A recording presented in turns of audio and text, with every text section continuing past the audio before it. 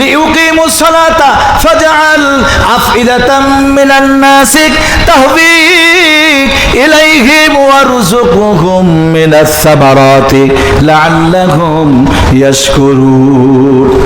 হে আল্লাহ, তাদেরকে আপনি ফলের মাধ্যমে রিজিক দিবেন। পানির কথাও বলেন নাই, ছায়ার কথাও বলেন নাই, শুধু বলছেন কিছু মানুষের প্রাণ, কিছু মানুষের মন তাদের দিকে করে দিবেন, তারা যেন আসে আর ফল ফলাদির দ্বারা রিজিক দিবেন।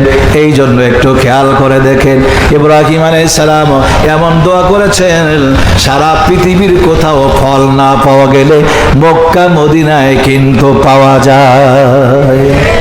আর জোরে বলেন আল্লাহু আকবার। এটা আমাদের পিতা জাতির, মুসলিম জাতির পিতার দোয়ার বরকতে আল্লাহ পাক রব্বুল আলামিন পবিত্র মক্কা মদিনা তায়েফ ফল দিয়ে ভরপুর করে দিয়েছেন। আল্লাহু আকবার জোরে।